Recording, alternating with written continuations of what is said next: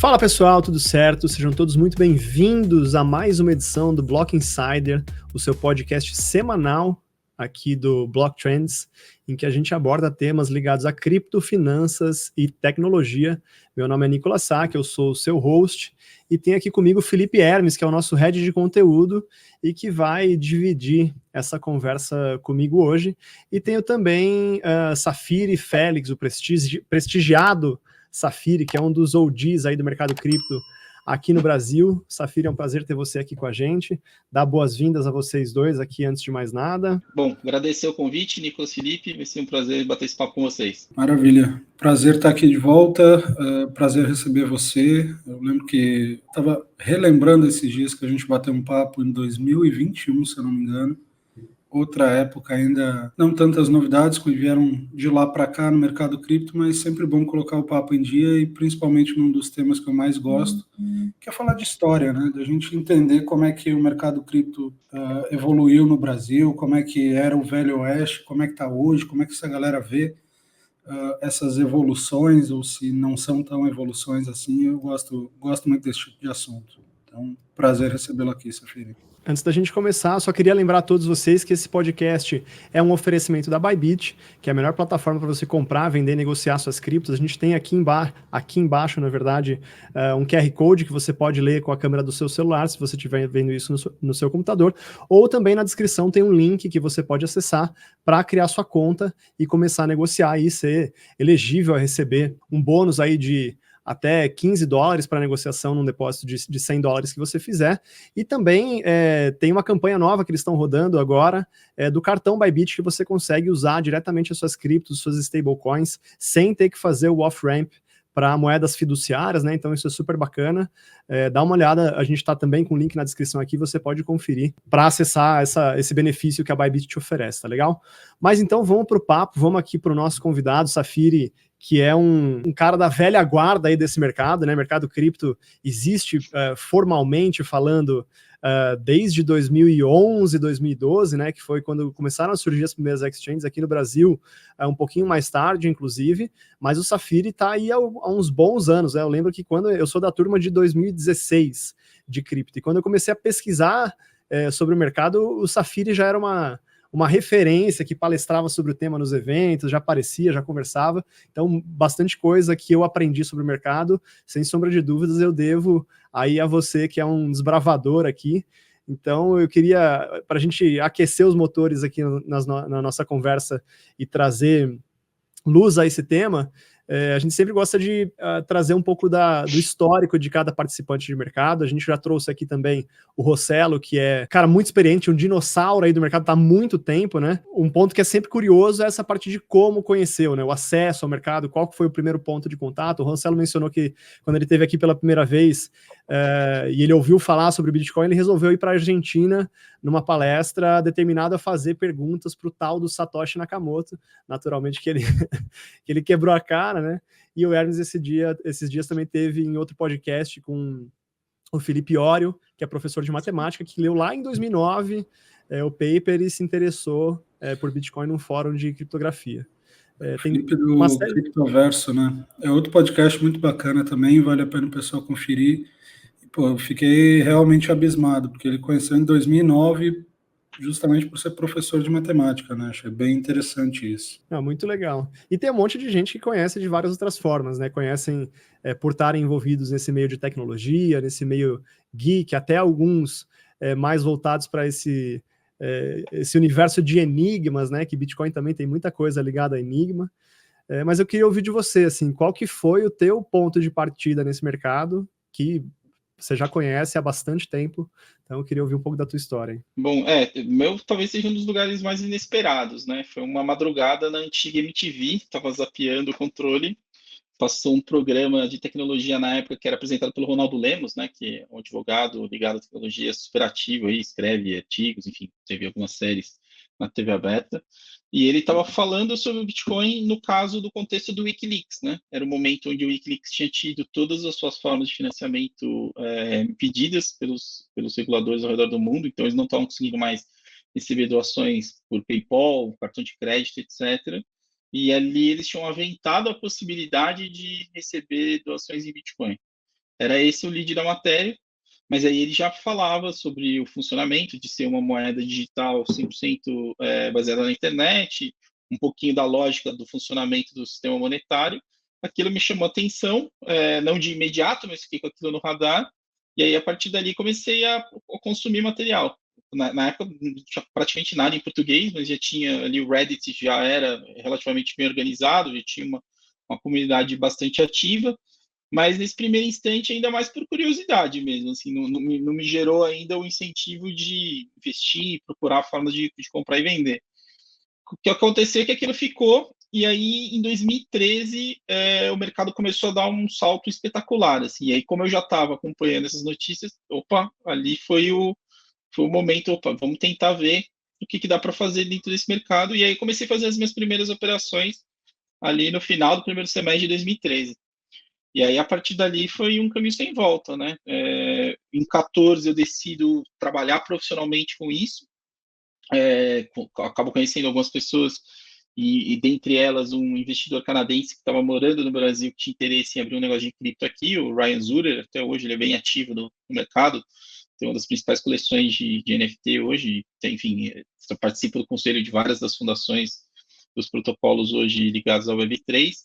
E aí a gente acabou botando no ar no final do primeiro semestre de 14, né, mais ou menos ali na época da Copa do Mundo no Brasil, a Coinverse, que na época tinha a missão de ser um Bitcoin Bank, né? A ideia era que os usuários pudessem usar os serviços bancários básicos a partir do seu saldo em Bitcoin, na época exclusivamente Bitcoin. Então os usuários conseguiam comprar, vender naturalmente dentro da plataforma, mas conseguiam também fazer recarga de celular, pagamento de boleto bancário. E a gente tinha como um grande diferencial o caixa eletrônico, que foi o primeiro equipamento da América Latina, 2 vias, onde os usuários podiam tanto comprar Bitcoin com dinheiro ou sacar dinheiro, caso eles já estivessem em Bitcoin. Isso é interessante porque era um período, assim, muito entusiasmo, né? Porque é como se você descobrisse algo que muda a sua vida, né? Você se depara com um conceito ainda bem incipiente, mercado relativamente pequeno, se cheio das suas controvérsias, mas que ao mesmo tempo, desde o início, eu enxerguei que tinha muito potencial, e aí a partir de então foi onde eu fui construindo a minha trajetória profissional ao longo dos últimos 10 anos. Cara, 2013 você pegou muita coisa, né? Deu para surfar muita onda aí, né? Muito ciclo de mercado. Muitos. E é isso também, esse é, acho que o grande aprendizado, né? Principalmente quem está mais habituado com o mercado convencional, os ciclos são muito bem delineados, né? E eles costumam ter uma extensão mais longa, né? Então você consegue se posicionar e se aprofundar em determinadas teses com mais facilidade. O mercado cripto é isso, assim, a cada 3 meses tem uma narrativa nova, e é um mercado maníaco depressivo, né? Ou ele está eufórico ou ele está pensando em suicídio. Então, com o tempo foi Completamente bipolar, diminuindo, né? completamente bipolar. Mas você falou de final do primeiro semestre, né? Eu lembro que, era um período bem turbulento no Brasil, a galera indo para a rua achando que ia mudar alguma coisa, mudou porra nenhuma, né? Continua a mesma coisa ali depois, pá. Se duvidar, até piorou alguma coisa, mas é um período curioso para você fazer essa distinção entre a liberdade que você tem com o Bitcoin e a repetição política que a gente vive, né? Pô, achei... Depois, 2014, você estava abrindo uma empresa de Bitcoin, o Brasil estava mergulhando na Grande Depressão ali, foi bem contracíclico, né? Falando nos ciclos do mercado, mas você mesmo foi totalmente contracíclico em relação à história brasileira ali, né? Pois é, e assim, não dá para desassociar uma coisa da outra, né? Nessa época, as comunidades, principalmente de Facebook, eram muito ativas, né? Então foi nesse período aí que eu tive os meus primeiros contatos com as ideias de Mises, fui relembrar Hayek, que eu tinha estudado na faculdade, mas superficialmente. E nesse momento também, calhou também com a publicação do livro do Fernando Urich, né? Que eu acho que foi um marco, acho que a primeira peça de conteúdo estruturado em português, e que até hoje é muito relevante, né? Esse livro tem mais de 10 anos. E ele continua sendo um excelente guia introdutório para todo mundo que quer conhecer desse mercado. E aí as coisas gradativamente foram crescendo, né?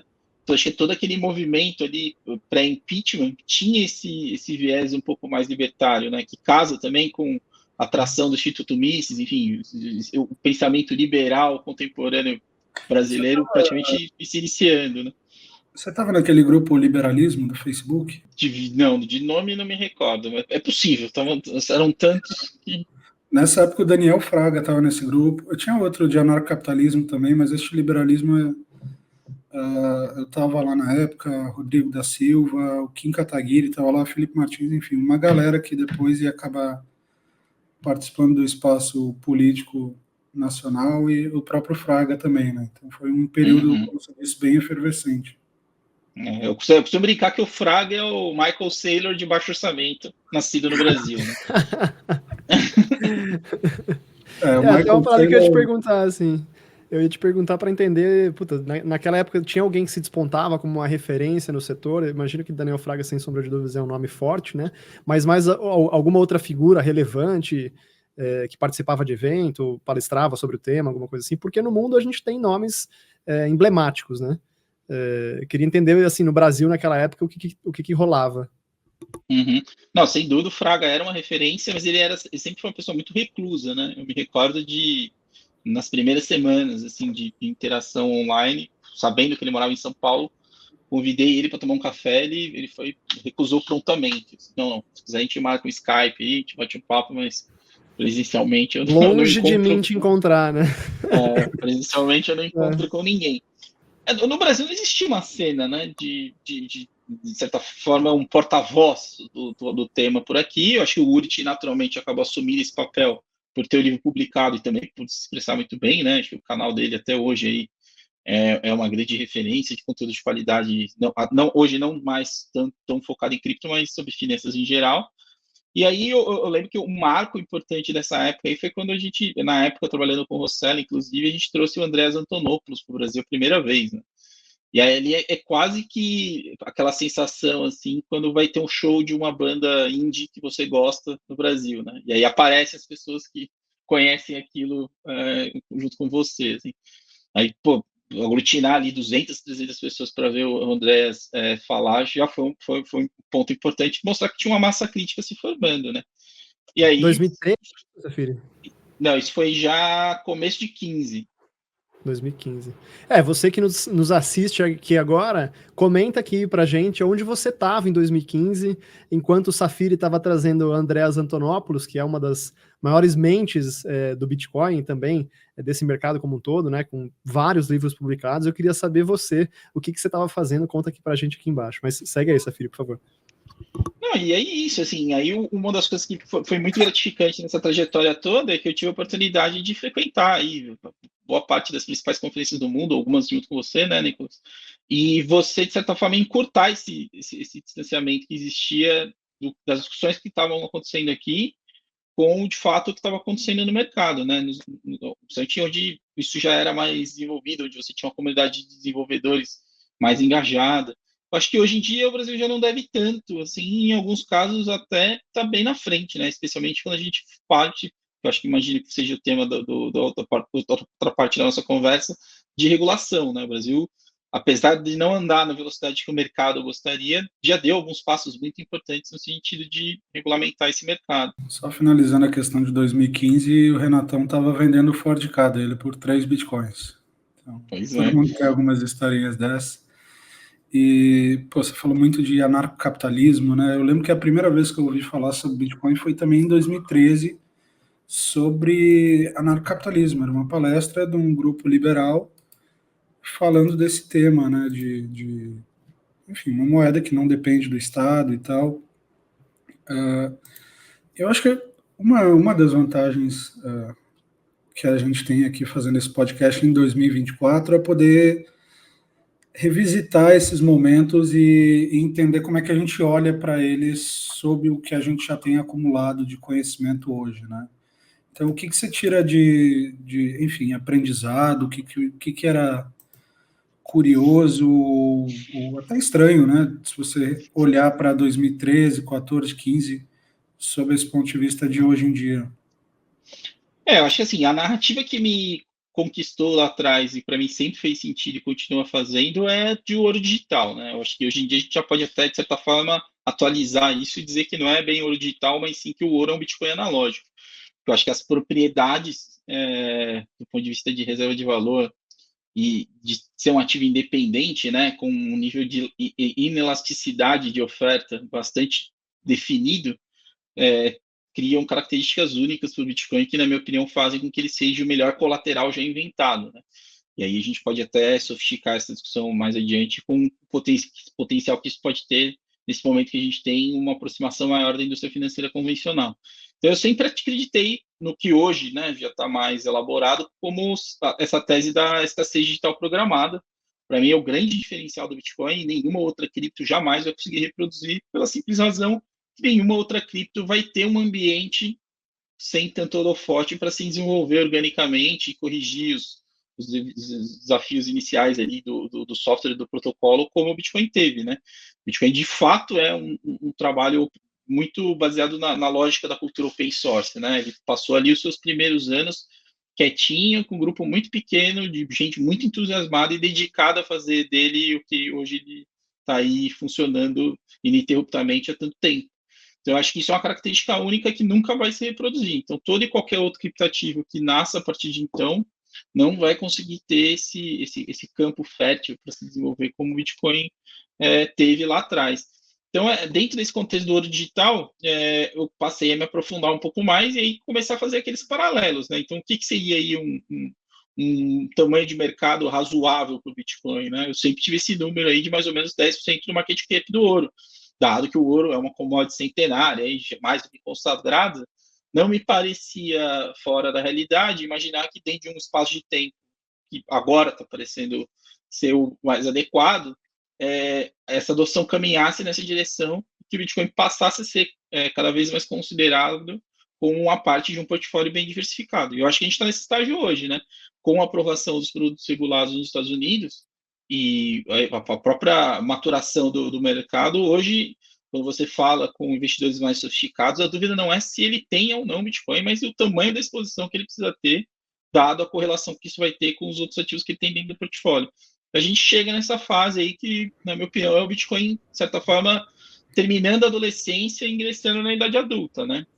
E aí com todas as perspectivas de ter uma vida bastante próspera e saudável. E quando é que começou a rolar essa migração de ideia, por exemplo? Porque a gente tem algumas fases de adoção do Bitcoin, até parecida com aquela ideia, né, de 5 estágios do luto, né? Primeiro você tem a negação, depois você tem a raiva, e aí você chega no final, que é a aceitação.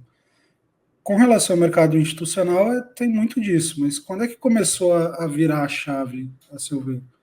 Ou isso é muito recente, ainda está em andamento? O que você enxerga? Porque essa ideia do Bitcoin como ouro digital, ou ouro como Bitcoin analógico, não era exatamente o padrão naquela época, em 2014, 2015. Né? Uhum.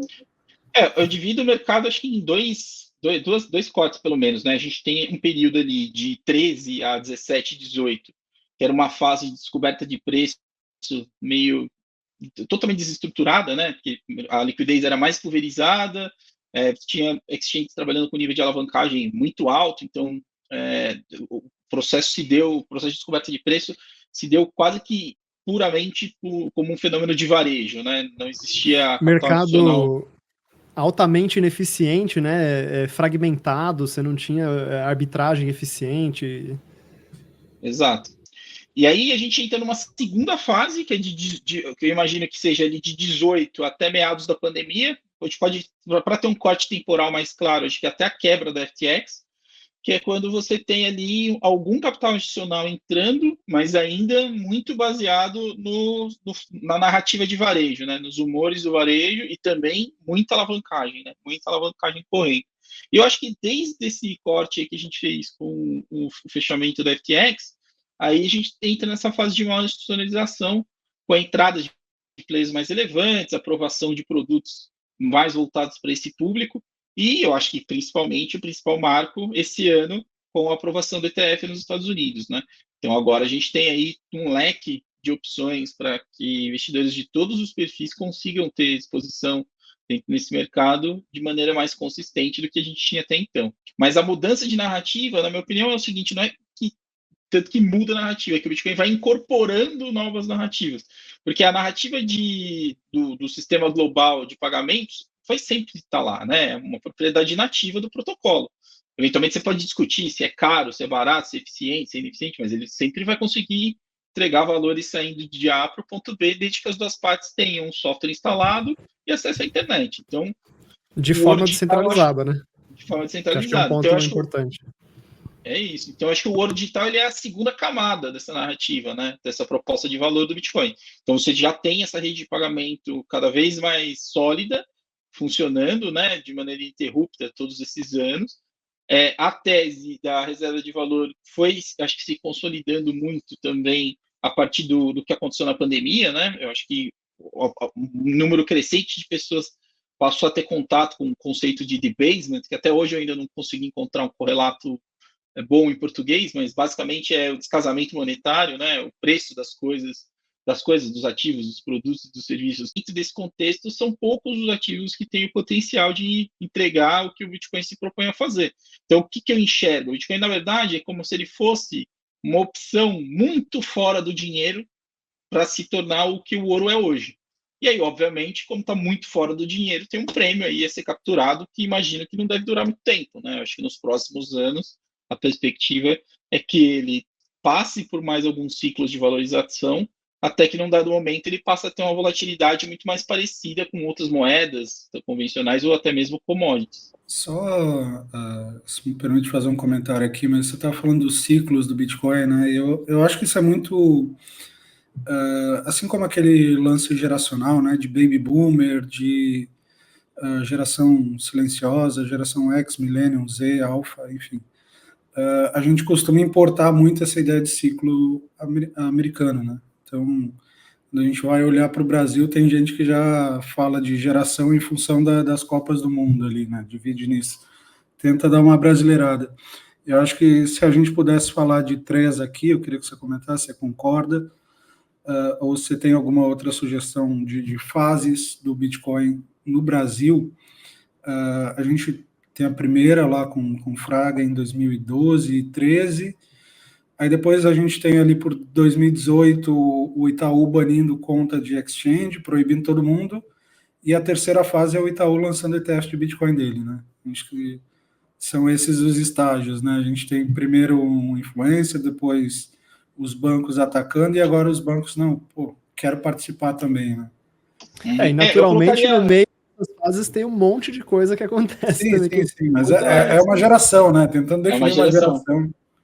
Eu acho que eu só incluiria um outro fator aí que talvez o usuário pessoa física não tenha sido tão impactado, mas mudou completamente a realidade das exchanges, que foi a instrução normativa 1888 da Receita, que é de final de 17, coisa de 18, se eu não estou enganado. Que a partir dali a gente começou a ter números reais vindos de uma fonte oficial sobre as negociações envolvendo cripto no Brasil, mesmo que exista subnotificação, etc. Né? Sem dúvida, acho que é final de 18, começo de 19, a 1888. E, não, sem dúvida, cara, assim, acho que Brasil também teve muita história para contar, assim, né? A gente teve, acho que a primeira exchange brasileira relevante foi o mercado Bitcoin, a gente teve o surgimento da Foxbit, teve toda essa questão das empresas que atuaram aqui no decorrer da história, e várias delas também, várias fraudes que a gente viu ruir, assim como a gente viu lá fora FTX cair, viu outras plataformas caírem, a gente viu aqui no Brasil muita empresa se dar mal porque estava cometendo fraude, né? E acho que isso faz parte do ciclo natural de desenvolvimento do mercado, mas essa limpeza também é fundamental para o Itaú sair de um hater que fechava a conta de correntista que se envolvia com cripto para eventualmente lançar o seu ETF de Bitcoin, seguindo a narrativa aí de adoção de cripto que a gente estava observando no mundo no momento. Do teu lado, Safiri, você se envolveu com vários projetos no decorrer da tua carreira, né? Cara, desde trabalho lá com a Original My, de uma das mentes mais brilhantes aqui do Brasil, na minha visão, que é do Edilson Osório. Antes disso, já tinha trabalhado também com o Stratum, junto com o Rossello, com a Inverse Bitcoin Banking, que foi uma empresa que você foi co-founder e BizDev. Trabalhou na Consensus, que é uma das maiores, se não a maior empresa de desenvolvimento de sistemas ligados a Bitcoin, né? Desenvolveu MetaMask, desenvolveu Infura e uma série de outras soluções interessantes, e você atuou lá como desenvolvedor de negócio. Teve um podcast de cripto na Infomania, que era o Bloco Cripto, que inclusive eu tive a honra de ser convidado e participar lá com você de uma das edições. Foi diretor executivo da Bcrypto, que inclusive foi é até hoje, né, uma das principais associações do setor ligados à Web3, foi também head de produtos e parcerias na Transfero e também head de cripto no PicPay. Cara, uma trajetória respeitável nesse mercado, aí honrando aí o seu tempo de conhecimento nesse universo. Mas eu queria ouvir um pouquinho mais de você, especificamente de uma fase, que foi a fase ali ainda antes da gente ter o Itaú lançando o seu ETF, que foi uma fase meio conturbada aqui no mercado brasileiro, que você tinha a Bcrypto ainda em formação, algumas discussões sobre certificação surgindo, grupos de trabalho ainda muito incipientes. Acho que na época o mercado Bitcoin era o principal sponsor da associação.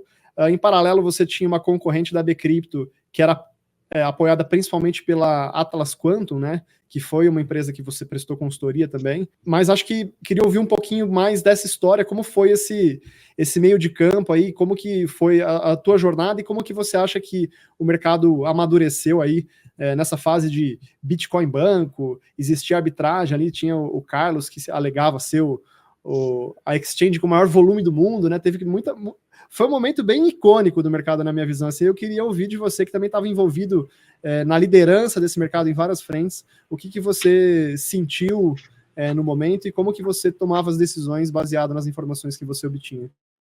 Perfeito.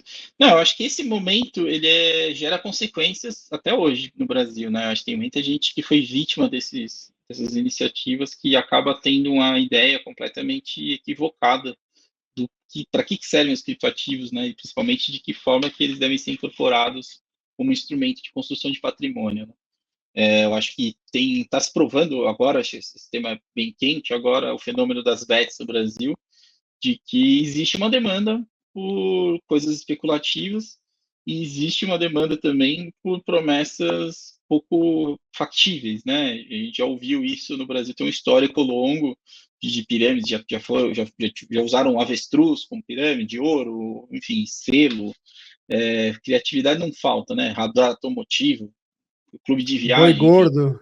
boi gordo. Então, eu acho que por falta de educação financeira, acho que o brasileiro médio é propício a esse tipo de incidente, e aí cripto acabou encaixando perfeitamente para o objetivo desses maus atores, né?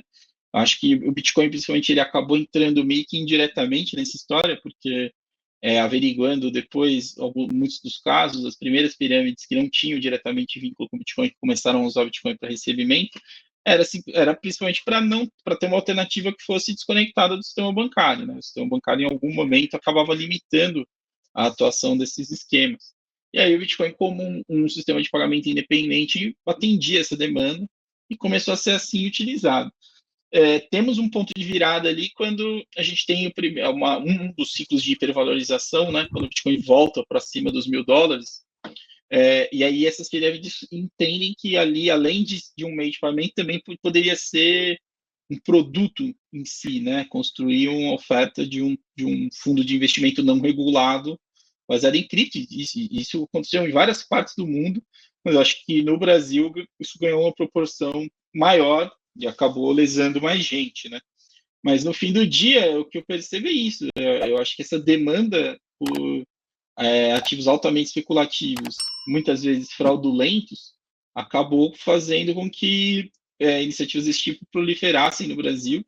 E aí a gente entrou nesse contexto onde a gente tinha ali um problema muito sério para ser resolvido com os bancos, que era o encerramento das contas bancárias de todo mundo que tivesse envolvido com cripto, direto ou indiretamente.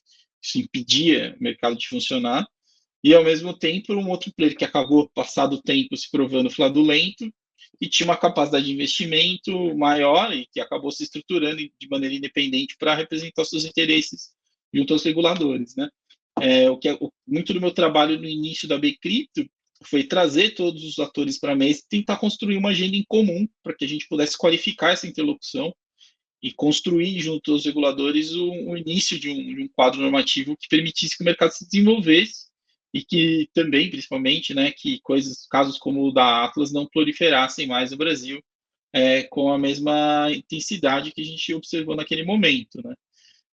De novo, eu acho que são aprendizados que ficam aí, né? E hoje está cada vez mais claro que, principalmente coisas relacionadas a Bitcoin, ofertas que te prometam retornos muito fora do comum, quase sempre vão estar vinculadas a algum tipo de iniciativa fraudulenta. Eu acho que o mercado aprendeu muito com isso, e os investidores que tiveram ou não tiveram envolvimento direto com essas iniciativas também, e hoje acho que eles têm os recursos necessários para se expor de maneira mais responsável. Acho que essa questão do retorno mágico e espetacular, ela sempre vai estar marcando, né? Só acho importante a gente destacar que nem sempre a pessoa está sendo lesada. Muitas vezes ela está consciente disso, né? Porque eu não consigo admitir casos que ocorrem ali em Cabo Frio, por exemplo, de empresário que tem construtora e decide tirar o dinheiro da construtora para botar na pirâmide do Gladson, né? Para render 10% ao mês. Esse cara não é ignorante sobre dinheiro. É sempre importante a gente destacar que nem todo mundo é vítima nessa história. Existe má fé também nos casos, né? E destacar que o mercado... Existe o famoso trader de pirâmide, né? É isso que você quer dizer. Esse daí é o tipo mais brasileiro que tem, é o trader que entra na pirâmide no comecinho, né? É o levei vantagem em tudo, seguindo a lei de Gerson ali. Mas é importante destacar que esse mercado cripto era muito estranho em 2017, né? Eu lembro que até foi exatamente a época que eu entrei, né? Abril de 2017. Inclusive conheci alguns dos fundadores da Atlas ali em novembro de 2016, num evento lá em Passo Fundo, né? Lá no Rio Grande do Sul. A gente trocava algumas ideias, chegaram a fazer um convite para o Spotnix, na época onde eu trabalhava, para abrir uma exchange de cripto, né? E graças ao João Paulo, acabei não entrando nessa, né? João Paulo, que hoje é CEO do Blocktrends, que ajudou a gente, eu e meu sócio do Spotnix na época, a entender como é que estavam as coisas ali. Mas eu lembro que uma das coisas que chamava a atenção nessa época era que o mercado na Coreia do Sul, por exemplo, ele tinha um gap de 20% em relação ao preço do Bitcoin nos Estados Unidos, né? Porque era praticamente impossível você comprar Bitcoin ou vender Bitcoin na Coreia do Sul sem ter um QIC bizarramente difícil de fazer lá, né? Então isso gerava muita distração e muito burburinho no mercado. Mas outra onda que teve em 2017 também, acho que para a gente finalizar esse ano, que é talvez do bull market mais conhecido que a gente tem, quando o Bitcoin bateu $20 mil, né? Começou o ano, salvo engano, $3 mil, terminou em 20, foi a popularização de Nano, né? Talvez tenha sido a altcoin mais conhecida na história brasileira aí, fez a mente de muita gente no mercado brasileiro, né? E acho que seria legal você contar um pouco dessa visão em relação a 2017, que é um ano particularmente especial do Bitcoin, já que muita gente conheceu o cripto nessa época e muita gente quebrou a cara em 2018 e 2019 no inverno. E como é que foi para você ver esse ciclo já estando no mercado há alguns anos, né? Uhum. E só complementando aqui a pergunta, em paralelo a gente teve também o lançamento dos primeiros fundos de cripto no Brasil, que enquanto você tinha essa parte mais fraudulenta do mercado, você também tinha uma institucionalização mais formal acontecendo, né? Uhum. Não, acho que esse ciclo de 17 e 18 eu acho que foi o mais exagerado de todos. Ele supera, inclusive, acho que o ciclo da pandemia, porque era uma época onde você tinha lançamentos quase que diários, white papers escritos de maneira bem precária e outros extremamente complexos a ponto de ser inteligível para alguém que não fosse especialista em criptografia, e mesmo assim as captações acontecendo sempre com volumes recordes, né? O que a gente conseguiu aprender ali é que uma comunidade altamente engajada consegue fazer piso de preço em determinados ativos, né? Eu acho que é muito o caso do Nano aí. O Brasil acabou se destacando dentro da comunidade internacional com um grupo bastante engajado de holders de Nano, mas o tempo provou que muito daquilo não parava em pé, né? Era um período onde existia muito uma discussão em relação à escalabilidade do Bitcoin, né? Que acabou até derivando nos vários forks que aconteceram, primeiro um Bcash, depois uma dezena de outros, onde existia essa discussão que o Bitcoin não conseguiria escalar porque o tamanho dos blocos era excessivamente baixo e isso encarecia o valor pago por cada transação. Então começaram a surgir alternativas com blocos maiores, que poderiam performar melhor, com custos menores, mas que o tempo provou que não existia demanda, né, para aquilo, a ponto de hoje a maior parte desses tokens estarem largados aí no mercado, né? Então, acho que 17 e 18 foi o ciclo da euforia desmedida, total, assim, acho que muita gente acabou perdendo dinheiro, não sabendo se expor de maneira adequada, né? Então, teve gente virando a mão, que trocando ali posições de Bitcoin que ela foi acumulando ao longo do tempo por posições em outros tokens menos líquidos, com uma volatilidade maior, e aí depois, no momento que o mercado virou, esses tokens derretendo, essas pessoas acabaram absorvendo perdas significativas, mas ao mesmo tempo, como o Nicolas falou, foi um período de evolução, né? Acho que o Brasil foi pioneiro, se não o primeiro lugar do mundo, um dos primeiros a ter esse tipo de solução. Mas nessa primeira versão, esses fundos, eu lembro que eles tinham uma limitação imposta pela CVM, que eles só podiam ter uma exposição de 20% em Bitcoin, né? Então, você acabava pagando uma taxa de administração alta e uma taxa de performance relativamente simples de ser batida, dado o benchmark, para, no fim do dia, você levar 80% de LFT e só 20% de Bitcoin. Eu acho que hoje já não, já tem produtos melhores no mercado, mas eu acho que essa primeira onda ainda tinha essa restrição. E aí Deixando claro que é LFT, né? Letra Financeira do Tesouro, e não NFT, né? É verdade. Para não gerar confusão nas siglas. Verdade. Então, pelo menos uma escassa, né? A outra pode emitir à vontade. Mas tem uma vantagem, né? A LFT ela é praticamente uma aposta contra a política brasileira, e aí tem muito mais chance de dar certo do que as NFTs. Com certeza. Não, só para concluir o raciocínio, né? Então, é um período onde a gente teve uma depuração do mercado, né? 17 e 18, onde a gente viu muitos projetos captando dinheiro e simplesmente não se preocupando em entregar nada, outros projetos se deparando com desafios técnicos subdimensionados no momento do início desses projetos, mas quem sempre continuou ali puxando o mercado foi o Bitcoin, e eu acho que é um padrão que tende a se repetir nos próximos ciclos. Sem dúvida. E a gente também falou aqui você mencionou, né, como um dos marcos do mercado aí, a Instrução Normativa da Receita 1888 de 2019, né? E, sem sombra de dúvidas, isso trouxe um impacto para o avanço do setor. E hoje a gente tem um momento de mercado interessante aqui no Brasil, porque a gente tem já em vigor a Lei 14.478 de 2022, que regula a atividade das VASPs, né, que são as provedoras de serviços ligados a ativos virtuais, que foi a nomenclatura dada aí a exchanges, custodiantes e outras plataformas que estão envolvidas com esse tipo de ativo e com esse mercado. E, em seguida, o Poder Executivo designou o Banco Central do Brasil como autarquia responsável por regular o setor, né? Então, acho que é um momento curioso, que até então existia o receio do Banco Central ser o regulador, porque ele seria o anti-descentralização, ele é a figura oposta ao que o Bitcoin representa e o que os criptoativos em geral representam, porque ele é o centralizador do dinheiro, e em certa medida ele foi designado a regular o mercado na outra frente, que é a frente de fornecimento de serviços ligados a criptoativos, né? Eu queria entender, assim, o que, na tua visão, isso representa, né? A gente está num momento bem crucial de consultas públicas aí que vem acontecendo. A gente viu algumas plataformas já se pronunciando, demonstrando preocupação, né, com o grau de exigências que vem para empresas que atuam nesse setor, alegando que uma exigência alta demais em termos de conformidade, regulamentação e prevenção à lavagem de dinheiro, segmentação de patrimônio e uma série de outras medidas que podem vir, que são medidas que instituições financeiras tradicionais já estão super familiarizadas em lidar, pode de alguma maneira restringir a capacidade de inovadores e plataformas menores de iniciarem sua atuação nesse mercado, né?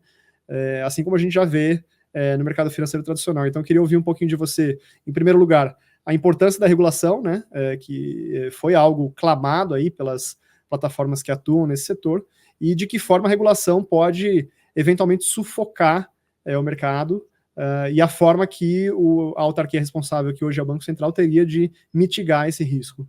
É um processo irreversível, né? Ele foi acontecendo com muitos altos e baixos ao longo do caminho, e agora a gente está em compasso de espera aí depois da nomeação do Banco Central.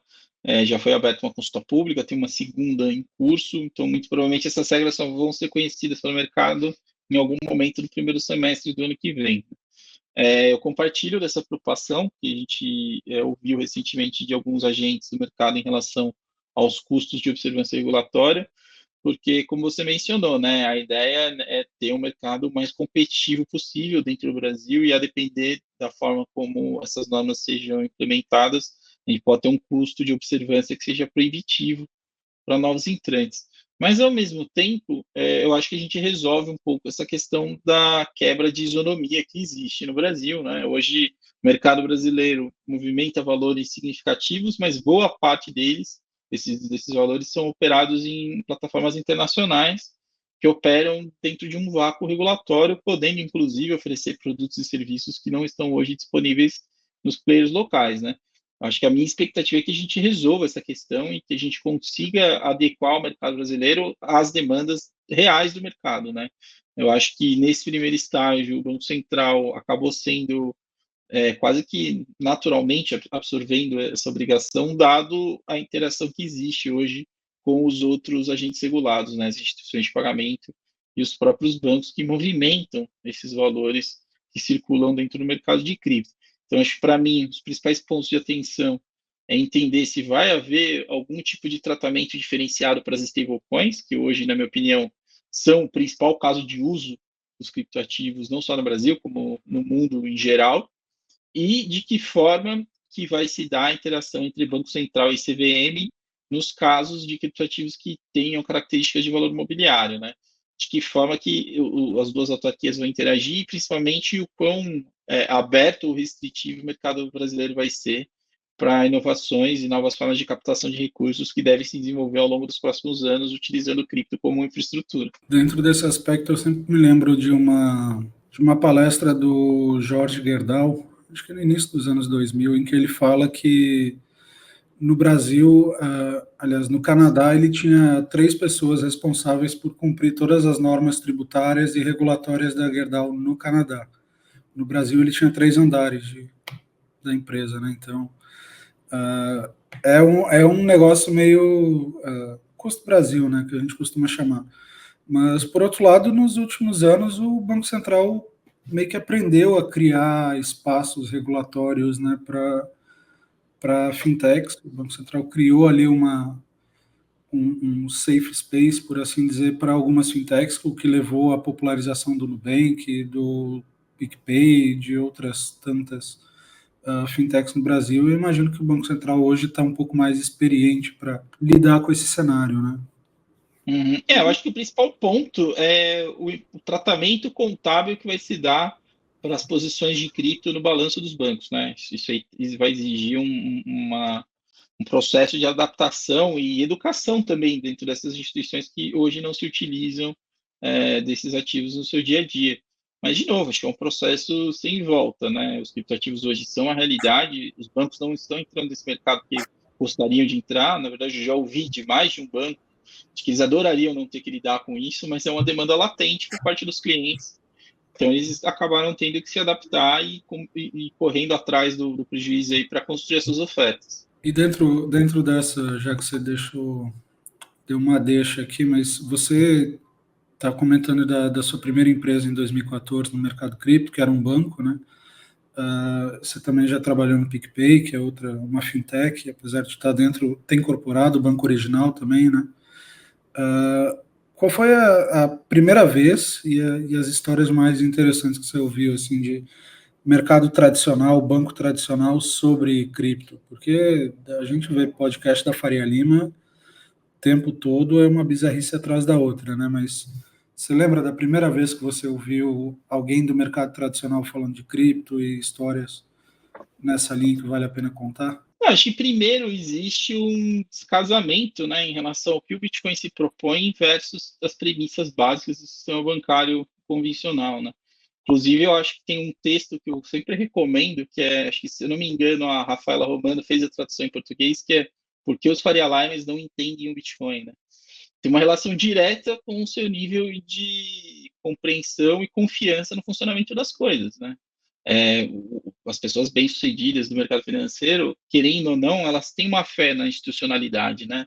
Elas confiam que pessoas bem-intencionadas, contratos e outras normas sociais vão ser cumpridas ao longo do tempo e que as coisas vão funcionar ad eterno da forma como elas funcionam hoje. Do que a gente aprende a cada dia aí que isso nunca foi tão errado, né? Acho que tudo muda muito rápido e quebras de contrato, especialmente no Brasil, são mais frequentes do que a gente gostaria.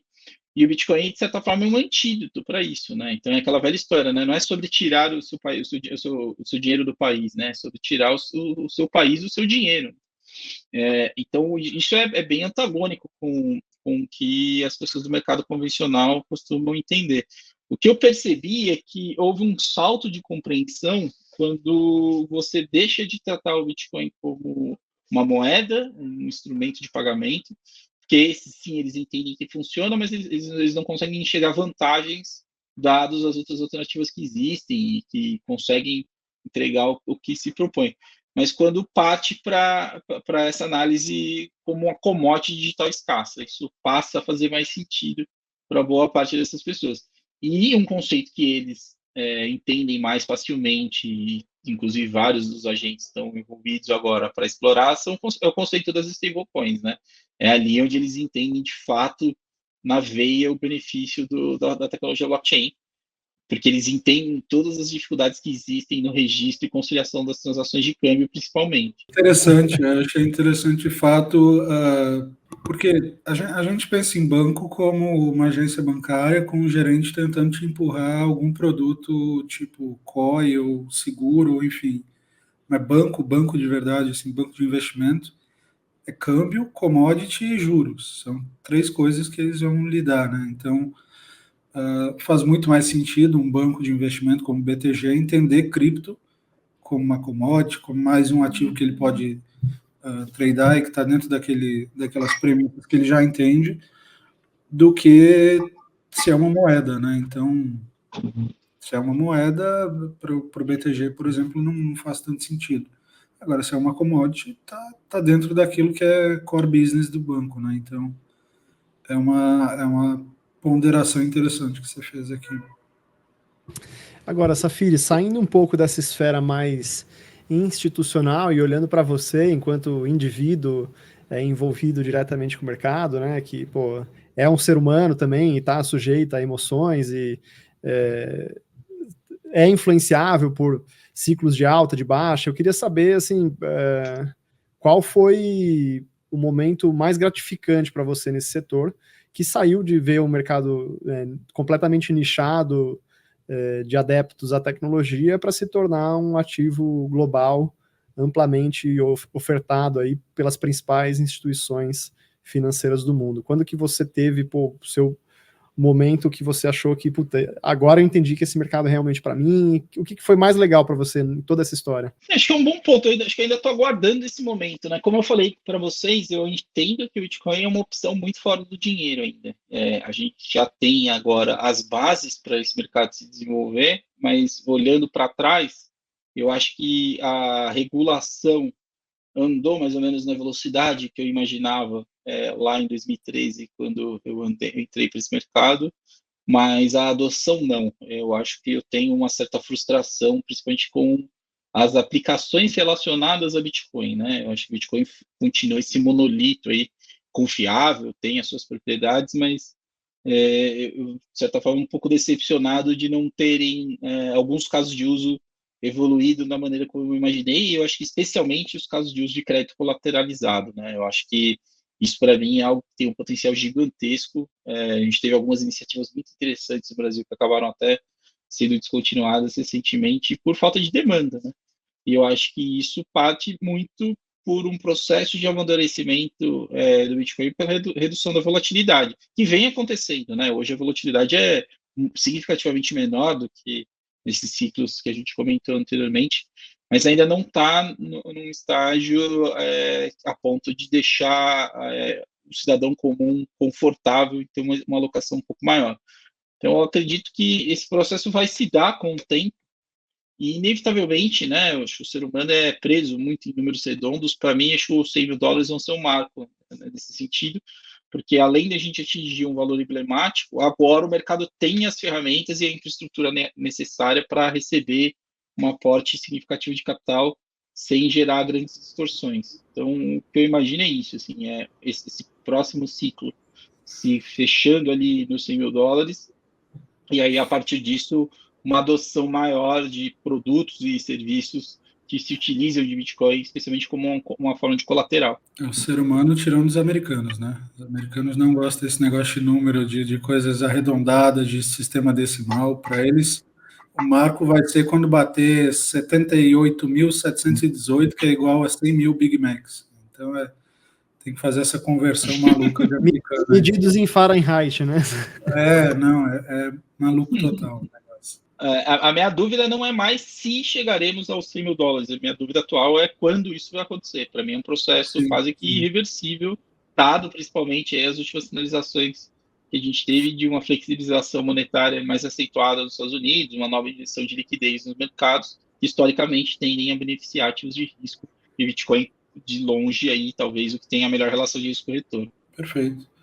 Deixa eu abordar uma curiosidade, então, aqui, já que a gente começou falando de 2012, 13. Recentemente, alguém fez um fake de inteligência artificial do Daniel Fraga ali, né, fingindo que ele estava trabalhando na KPMG, na Suíça. E o Fraga, ele migrou em partes para o Bitcoin Cash. Eu queria entender um pouco dessa história, porque eu já falei com algumas pessoas no mercado, que a última aparição dele foi em 2021, salvo engano, quando ele atualizou o YouTube dele e colocou um site chamado Por que Bitcoin Cash, né? O que você acha que aconteceu nessa história? Se ele só recebeu o fork e decidiu fazer publicidade do Bitcoin Cash para tentar se livrar desse valor, ou se ele realmente acreditava, né? Qual era a lógica do Bitcoin Cash aqui? Né? Eu acho que o principal evangelizador de Bitcoin Cash no mundo é o Roger Ver, né? Que era conhecido como o Bitcoin Jesus lá atrás. Hoje em dia ele é persona não grata dentro da comunidade. Entendia que as limitações de tamanho de bloco do Bitcoin impediam que o Bitcoin fosse largamente utilizado como meio de pagamento, tornando as transações caras e lentas, né? E aí, em tese, a solução para isso seria aumentar o tamanho dos blocos, permitindo com que mais transações pudessem ser processadas simultaneamente num custo mais competitivo. Mas eu acho que a premissa básica que não se provou ao longo do tempo é que não existia uma demanda tão relevante assim por transações, e os blocos que são maiores acabaram continuando vazios, né? A quantidade de transações processadas hoje no Bitcoin Cash é irrelevante, mesmo comparado com as transações da rede original do Bitcoin, que tem um custo significativamente maior, né? Então a demanda não era por transações, por mais transações e transações mais baratas. Acho que a demanda era por confiabilidade e efeito de rede, né? E aí quando a gente olha para o efeito de rede, de longe, o Bitcoin é o que conseguiu ter mais êxito ao longo desses anos todos. A mudança, a posição do Fraga, eu acho que, assim, dado o que eu acompanhei, né, das coisas que ele publicava na época, me pareceu movido por idealismo mesmo. Ele entendia que o papel do Bitcoin era se fortalecer como uma rede de pagamentos global, e, de fato, o custo das transações e o tamanho dos blocos impediria que isso acontecesse. E eu acho que ele acabou abraçando essa causa, e depois, olhando agora em retrospectiva, foi ruim do ponto de vista financeiro, né? Quem se desfez de Bitcoin por Bitcoin Cash acabou tendo prejuízo relevante, mas pelo menos o conceito foi testado, né? Eu acho que isso é o principal. Então, próxima vez que essa discussão vier à tona, o mercado vai poder coletar esses aprendizados e evoluir isso de uma maneira mais adequada. Só mencionando que, para quem não sabe, o Bitcoin Cash foi um fork do Bitcoin, né? Então o Fraga, no caso, ganhou o Bitcoin Cash dele. Não necessariamente todo mundo ele Bitcoin, converteu. né? Sim. Ele espelhava o saldo, né? Ele espelhou o saldo de todas as carteiras de Bitcoin no momento da entrada e funcionamento do fork. Então, cada um, por exemplo, se você tivesse 10 Bitcoins, você automaticamente poderia reivindicar 10 Bitcoins Cash. E assim foi acontecendo sucessivamente, né? Foram dezenas de forks de Bitcoin que partiram dessa mesma premissa, alterando algum parâmetro do protocolo, e para não largar com uma base de usuários zero, ele poder alavancar em cima da base de usuários que já existia do Bitcoin. Sim. Mas eu acabei puxando essa questão mais para a gente já está chegando ao final aqui, né? Mas é interessante a gente olhar nesse período de 2013, 14, que determinadas narrativas como o ouro digital não era tão consolidado, né? A própria figura mais influente do Bitcoin no Brasil na última década tinha essa visão um pouco distinta, né? De não como ouro digital, mas como uma rede de pagamentos, né? Então, é interessante para a gente olhar o mercado ontem e hoje. Claro que a gente está só especulando aqui da figura do próprio Daniel. Se ele discordar da gente, ele pode vir aqui reclamar também, que a gente recebe ele. Inclusive, seria um grande furo de reportagem, mas fica o desafio aí, Daniel, se sentiu ofendido, pode mandar DM aí, a gente recebe você aqui. Mas é mais isso, né, para a gente entender como houve essa mudança de narrativa, ou de ideias, ou de aceitação de conceito, né? Interessante olhar nessa retrospectiva em relação a hoje, em relação a 2014 também. Mas o seu Não, ponto eu se acho que sustenta, né, Safiri? Que você mencionou que a primeira camada de narrativa do Bitcoin é a frente de ser uma rede global de pagamentos descentralizada, que é muito na linha do que o Fraga defende, seja com o Bitcoin, seja com o Bitcoin Cash. Não, e aí tem alguns aprendizados que eu fui coletando ao longo desses anos todos, né? O primeiro é que descentralização é algo que tem apelo para um número muito restrito de pessoas, assim. A pessoa, para valorizar a descentralização, necessariamente precisa ter lido algumas coisas, precisa ter passado por determinadas situações ao longo da vida, do contrário, vira um conceito etéreo na cabeça das pessoas. Precisa primeiro entender o que é descentralização, né? Para dar valor. Primeiro ponto. E o segundo, que o nível de êxito das stablecoins também fizeram com que o apelo por Bitcoin como meio de pagamento naturalmente fosse diminuindo, né? Você deixa de ter que lidar com a questão da volatilidade e você consegue acessar o mesmo nível de eficiência. E o pagamento também acontece de forma ponta a ponta, né? Então, eu acho que naturalmente o próprio mercado foi criando soluções que permitiram que o Bitcoin tivesse esse posicionamento único que ele tem cada vez mais consolidado a partir do desenvolvimento dos últimos anos. Legal. Bom, Safiri, como de costume, é sempre muito bom conversar contigo. A gente sempre descobre uma perspectiva nova aí sobre o mercado, porque você é um cara que tem muita vivência. Com certeza não será a última vez que você participará de conversas aqui com a gente. É sempre muito valioso conversar com você, mas infelizmente a gente está próximo do final aqui. Tenho certeza que a audiência também pôde absorver conhecimentos que antes não estavam aí no repertório, mas antes da gente encerrar, eu queria saber se você tem alguma mensagem final, uma recomendação para quem está entrando agora no mercado, dado que a gente não está oficialmente num bull market, mas muito em breve pode estar próximo de um bull run, né? Então, queria ouvir de você aí o que você recomenda para quem está entrando agora e abrir espaço para você fazer suas considerações finais. Primeiro, agradecer o convite, Nicolas, Felipe, sempre à disposição. Sou fã do trabalho de vocês, acompanho o trabalho da Block Insider, da Block Trends, enfim, todas as iniciativas que vocês estão envolvidos, sempre pela consistência e seriedade do trabalho. Acho que isso é uma marca de tudo que vocês produziram até hoje. Para quem está no mercado, eu acho que quem já surfou alguns ciclos talvez já tenha aprendido isso, mas para quem está iniciando agora, a minha mensagem é que o mais arriscado é não ter exposição. Esse é um mercado os ciclos viram de maneira muito rápida e muitas vezes de maneira não óbvia. Então, o custo de oportunidade de você não ter exposição é o maior risco de todos. Então, você tem que naturalmente gerenciar o tamanho que isso vai ter dentro do seu portfólio, mas jamais zere as suas posições, porque o resultado está concentrado ali nos 10 dias de melhor performance do ano e ninguém, nem os mais sofisticados modelos, são capazes de prever quando que você vai ter com exatidão um desses dias. Então, o melhor é ter sempre ali algum nível de exposição e ir se expondo de maneira responsável, inicialmente concentrando seus aportes em Bitcoin, né? Eu acho que isso é um outro aprendizado desses anos todos, que não adianta ficar procurando o próximo Bitcoin é o próprio Bitcoin, e as funcionalidades e casos de uso que ele vai incorporando, e pensar em fazer alocações em altcoins de maneira tática. tentando se aprofundar numa determinada narrativa e entendendo de que o que você está operando ali não é um fundamento, mas sim uma leitura de fluxo. Então, entender os momentos onde a relação desse token que você estiver comprando vai ter os seus momentos de entrada e de saída, com um objetivo que, no final, para mim, parece ser o mais inteligente, que é maximizar a sua posição final em Bitcoin. Então, em linhas gerais, são essas as recomendações. Legal, e aproveitando a deixa aí sobre aprendizado de exposição, caso você não conheça, a gente tem a nossa plataforma aqui, que é o blocktrends.app, que a gente ensina do básico ao avançado tudo que você precisa saber para acessar esse mercado de maneira segura, de maneira confiável, entender o que você está fazendo justamente para não se desfazer da sua posição num momento errado. Então, deixa o convite aqui também, a gente tem um link aqui embaixo que você consegue acessar com a câmera do seu celular e também na descrição desse vídeo para mais informações.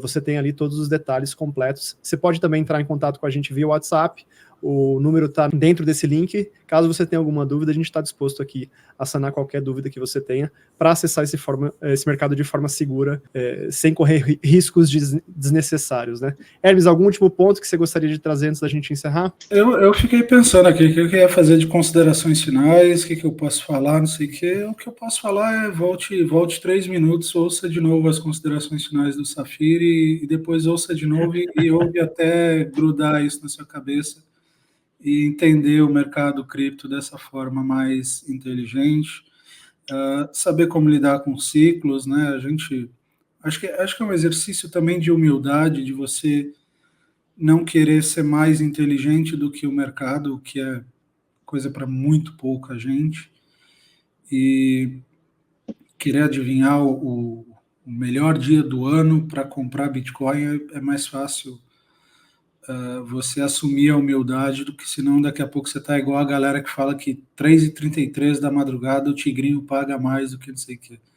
Faz a sua sandália da humildade aí e acumula de forma organizada, mas entende os ciclos também para poder aproveitar e acumular isso por meio de out-season, de formação, de entender um pouco do conceito macro, é importantíssimo, né? O Safir falou muito bem.